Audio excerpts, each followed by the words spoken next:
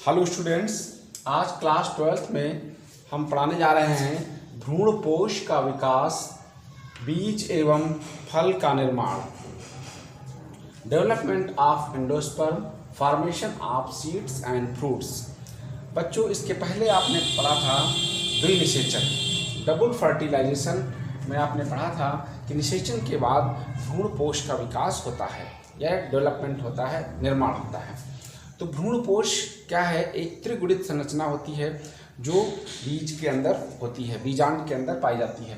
तो भ्रूणपोष एक प्रकार का ऐसा ऊतक है जो बीज को अंकुरण होने के समय पोषण का कार्य करता है, पोषण देता है। तो भ्रूणपोष दो प्रकार के हैं बच्चों। देखिए, पहला है इधर number 1 nuclear endosperm. Nuclear endosperm मतलब केंद्रकीय भ्रूणपोष। तो केंद्रकीय भ्रूणपोष क्या होता है? जिसके अंदर बहुत सारे केंद्रक बनते हैं और विभाजन के बाद वो केंद्रक न्यूक्लिएटेड जो होंगे वो साइटोप्लाज्म के द्वारा फ्री रहते हैं, मतलब उनके चारों ओर साइटोप्लाज्म नहीं होता है। इस प्रकार से देखिए बना हुआ है। तो इसमें ये जो बने हुए हैं ये छोटे छोटे से ये केंद्रक, और कहाँ पर है? परिधि की ओर, यानी भ्रूणपोष की परिधि की ओर जो है केंद्रक दिखाई पड़ेंगे, यानी किनारे की तरफ बहुत सारे केंद्रक एक पंक्ति में, लाइन में बहुत सारे केंद्रक यहाँ पर दिखाई पड़ रहे हैं। और यहाँ पर इस ऊपरी भाग को बोलते हैं प्री एम्ब्रायो। प्री एम्ब्रायो मतलब जो मैच्योर अभी नहीं हुआ है एम्ब्रायो, उसको बोलते हैं प्री एम्ब्रायो। तो ये ऊपर का भाग प्री एम्ब्रायो कहलाता है और बीच में सब बहुत सारे साइटोप्लाज्म यानी कोशिका द्रव भरा होगा और किनारे किनारे केंद्रक हैं। इस बीच वाले भाग को जो खाली स्थान है इसको बोलते हैं वैक्यूल्स, यानी रिक्तिका। इस खाली स्थान को हम रिक्तिका कहते हैं। तो इस प्रकार का जो भ्रूणपोष है यानी एंडोस्पर्म है वो कैसा होता है? न्यूक्लिएटेड यानी केंद्रकीय। और एग्जाम्पल है पॉलीपेटैली। पॉलीपेटैली जो वर्ग के पौधे हैं उनमें पाया जाता है। एग्जाम्पल है कैप्सेला। कैप्सेला पौधों में ऐसा होता है। और जितने भी पॉलीपेटैली वर्ग के पौधे हैं इसमें इस प्रकार का भ्रूणपोष होता है। अगला है सेलुलर एंडोस्पर्म। सेलुलर एंडोस्पर्म मतलब कोशिकीय भ्रूणपोष। कोशिकीय मतलब यहाँ पर ये बना हुआ है, देखिए यहाँ पर क्या है? केंद्रक के साथ में कोशिका भी है।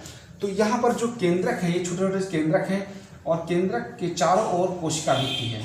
इस प्रकार से देखिए ये जो दिख रही है ये कोशिका भित्ति है, यानी केंद्रक के चारों ओर कोशिका भित्ति यानी सेल वाल। सेल वाल का निर्माण हो जाता है और अंदर साइटोप्लाज्म भी होगा। ये साइटोप्लाज्म है और ये केंद्रक है, न्यूक्लियस। तो इन कोशिकाओं को बोलते हैं एंडोस्पर्म प्रॉपर। एंडोस्पर्म प्रॉपर कोशिकाएं होती हैं और ये भ्रूणपोष कोशिकीय होता है। एग्जाम्पल है गैमोपेटैलस, यानी गैमोपेटैली फैमिली के जो पौधे होंगे वो होंगे जैसे विल्लार्सिया। विल्लार्सिया पौधे में ऐसा बताया गया है। इसका जो एम्ब्रायो है इस प्रकार से बीच में होता है, मध्य भाग में देखिए ये प्री एम्ब्रायो, ये जो बना हुआ है बीच में इसको बोलते हैं प्री एम्ब्रायो। ये प्री एम्ब्रायो, इसमें प्री एम्ब्रायो ऊपर की तरफ था, इसमें प्री एम्ब्रायो बीचों बीच में होगा। तो इस प्रकार से भ्रूणपोष का विकास होता है और दो प्रकार के भ्रूणपोष होते हैं। तो भ्रूणपोष का मेन कार्य क्या होता है? पोषण देना, यानी जब बीज अंकुरित होता है तो उसको पोषण देता है, तब जाकर के बीज का अंकुरण होता है और पौधा बाहर निकलता है। जब अंकुरित हो जाता है तो फिर एंडोस्पर्म डेड यानी बेकार हो जाता है और बीज भी सड़ जाता है। बच्चों, देखा होगा कि जैसे आप जो गेहूं है, चावल है, मक्का है, ये क्या एंडोस्पर्म है जो हम लोग खाते हैं। आपने नारियल का पानी पिया है, जो कच्चा नारियल होता है उसका जो पानी पीते हैं वो भी क्या है? वो भी एंडोस्पर्म। तो एंडोस्पर्म क्या है? और जो आपने नारियल का पानी पिया, नारियल के पानी पीने के बाद देखिए उस नारियल वगैरह काटेंगे तो उस अंदर की दीवार की तरफ वाइट से सफ़ेद रंग की यानी गरी जो गिरी होती है उसकी वो जम जाती है। तो वो क्या है? ये बहुत सारे केंद्रक उसके चारों ओर इकट्ठा हो जाते हैं और फिर उसी का निर्माण करते हैं जो वाइट कलर की गिरी होती है। तो इस प्रकार से ये है न्यूक्लियर एंडोस्पर्म और ये है सेलुलर एंडोस्पर्म। अगला है, अब भ्रूणपोष का विकास हो गया, अब क्या बनेगा? बीज। अब क्या बनना है? बीज यानी सीड्स। तो बच्चों सीड्स कैसे बनता है? जो बीजांड था, ओव्यूल्स की संरचना बनाई थी। बीजांड्स में जितने भी परिवर्तन होते हैं, निषेचन हुआ, द्विनिषेचन हुआ और फिर एंडोस्पर्म बना, वो बीजांड परिवर्तित हो जाता है बीज में, यानी ओव्यूल्स कन्वर्ट हो जाता है सीड्स में। तो बीजांड में परिवर्तन होने के बाद वो बीज में परिवर्तित हो जाता है। अब बीज जो होते हैं वो किस प्रकार से होंगे, जब बीज का अध्यावरण सूख जाता है, इंटेगुमेंट्स, जब उसका जो बीजांड काय की कोशिकाएं सूख जाएंगी तो इंटेगुमेंट्स यानी अध्यावरण बनेगा। और अध्यावरण की सबसे बाहरी जो परत होगी इसको बोलते हैं टेस्टा। ये देखिए, ये बीज बना हुआ है, ये एक मैंने बीज बनाया, चने का बीज जैसा बना है। तो बाहरी आवरण को क्या बोलते हैं, टेस्टा, और अंदर के आवरण को बोलते हैं टेगमेन। यानी उस बीज में दो परतें होती हैं। बाहर की परत जो आवरण होता है, छिलका होता है सीड्स का, उसको क्या बोलते हैं, टेस्टा, और अंदर वाले को बोलते हैं टेगमेन। और यहाँ पर लिखा हुआ हाइलम, बच्चों ये लिखा है हाइलम। हाइलम वो भाग होता है जहाँ से बीज जो है बीजांड व्रंत से जुड़ा होता है। यानी देखिए, दो भाग होंगे, बीज एक तो फल भित्ति से जुड़ा होगा और दूसरी चीज जो फ्यूनिकिल्स है यानी बीजांड व्रंत, वो बीज से जुड़ा होगा।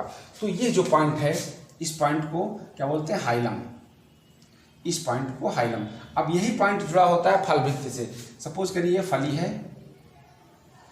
इस प्रकार से ये फली है, और फली में जो बीज जुड़ा होता है, जिस पॉइंट से जुड़ा होता है बीज फली से, उस पॉइंट को बोलते हैं प्लेसेंटा, यानी बीजांडा न्यास। प्लेसेंटा जैसे माँ के पेट से बच्चा जुड़ा होता है, उसके प्लेसेंटा से बच्चे की नाभि जुड़ी होती है, उसी प्रकार से ये सीड्स जो है फल भित्ति से जुड़ा होता है, पेरिकार्प से जुड़ा होगा, उस पॉइंट को प्लेसेंटा कहते हैं। और इधर वाला जो भाग यानी जहाँ से बीजांड व्रंत बीज से जुड़ा होता है, उस भाग को हाइलम कहते हैं। दो पॉइंट हैं, एक हाइलम है और एक प्लेसेंटा है। तो इस प्रकार से ये बीज की संरचना हुई बच्चों।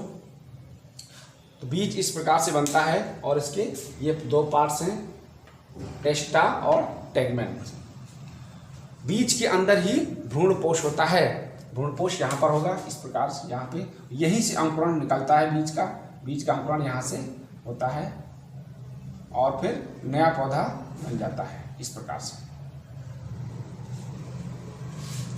तो इस प्रकार से ये सीड्स बना और ग्रो करता है, फिर नए पौधे को जन्म देता है।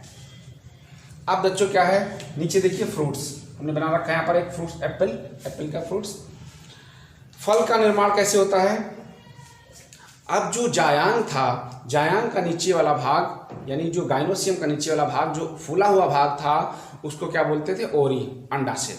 यानी जैसे ही निषेचन होगा और बीज का निर्माण होगा, यानी फर्टिलाइजेशन के बाद सारी प्रक्रियाएं होती हैं। आफ्टर फर्टिलाइजेशन क्या होगा, भ्रूणपोष का विकास यानी भ्रूण का विकास, भ्रूणपोष का विकास और बीज का निर्माण।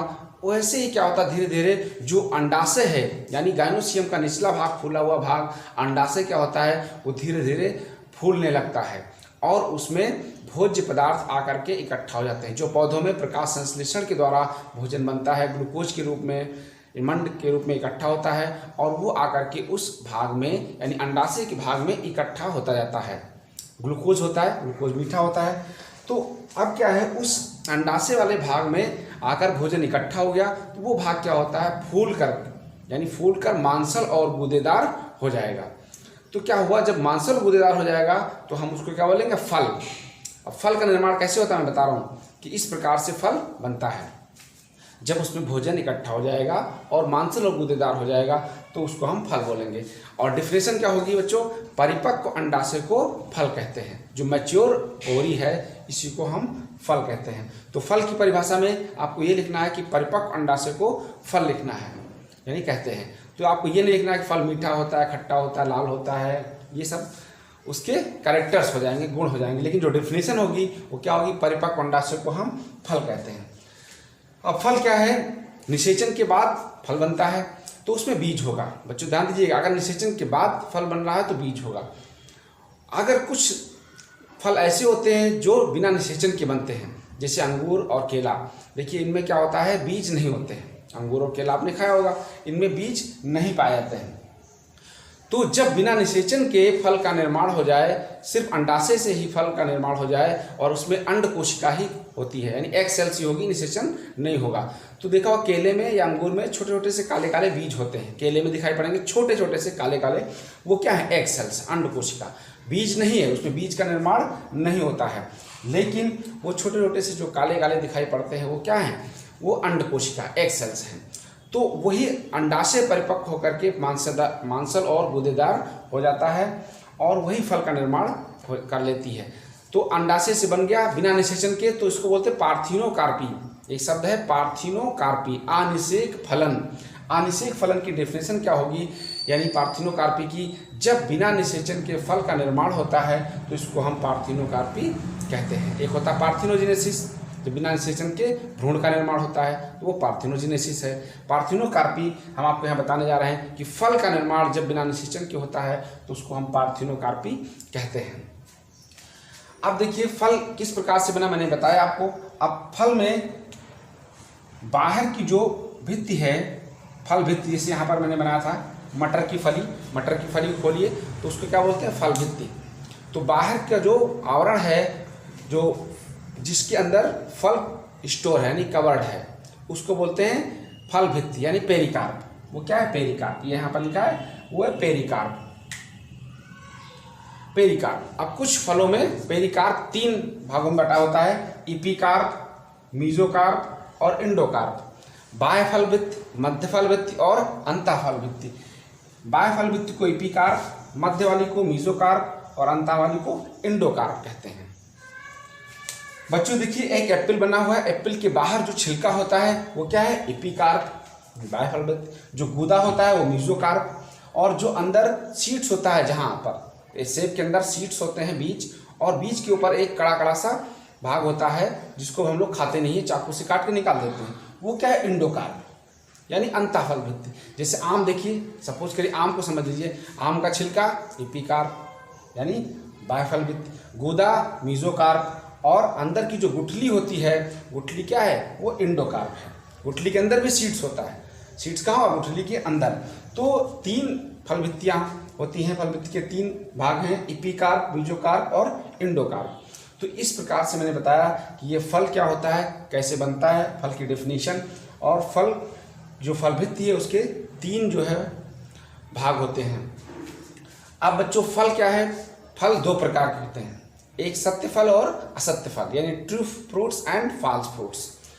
अब ट्रू फ्रूट्स क्या है बच्चों, देखिए मैंने अभी बताया था कि जब निषेचन के बाद अंडाशय से, यानी अंडाशय से जब फल का निर्माण होता है तो इसको हम सत्य फल कहते हैं। यानी जो ओरी है जो फूलकर मांसल और गूदेदार हो जाती है तो उसको हम फिर क्या कहते हैं, सत्य फल। उससे अगर जो बनते हैं, अंडाशय से जो बनते हैं फल, उनको सत्य फल कहते हैं। जैसे आम है, केला है, संतरा है, वो क्या है, सत्य फल में आते हैं। और असत्य फल जो अंडाशय के अतिरिक्त किसी अन्य भाग से बनते हैं, यानी ओरी के अतिरिक्त किसी अन्य भाग से बनते हैं, तो उसको हम असत्य फल कहते हैं। जैसे पुष्पासन से फल बनते हैं, पुष्पासन से बन जाते हैं, कैलिक्स से बन जाते हैं, कुछ करोला से बन जाते हैं, और कुछ पुष्पक्रम यानी इनफ्लोरेसेंस से बन जाते हैं। पुष्पक्रम जैसे अनानास, सहतूत, ये क्या होते हैं, पुष्पक्रम से बनते हैं, यानी अंडाशय से ये नहीं बनते हैं। पुष्पक्रम से जैसे अनानास बन गया, सहतूत बन गया, तो ये क्या होते हैं, ये फॉल्स फ्रूट्स हैं, असत्य फल। सेब, एप्पल और नाशपाती, एप्पल, नाशपाती, लौकाट, ये क्या होते हैं, ये भी असत्य फल हैं। ये कहाँ से बनते हैं, पुष्पासन से, यानी थैलमस, पुष्प के नीचे का जो भाग होता है वो थैलमस होता है, तो वो मांसल और गूदेदार हो जाता है, जिससे एप्पल का निर्माण होता है। यानी एप्पल और जो आपके नाशपाती और लौकाट, ये असत्य फल होते हैं। यानी जो अंडाशय से बन रहे हैं वो सत्य फल, जो अंडाशय के अतिरिक्त किसी अन्य भाग से बनते हैं वो असत्य फल कहलाते हैं। तो इस प्रकार से बच्चों ये पूरा था भ्रूणपोष का विकास, बीज और फल का निर्माण, ये टॉपिक खत्म हो गया। अब बच्चों देखिए ये चैप्टर आपका पूरा खत्म होने वाला है। एक टॉपिक इसमें थोड़ा सा बचा है, वो मैं कल बताऊंगा। अब नेक्स्ट वीडियो के लिए वेट करें। Thank you.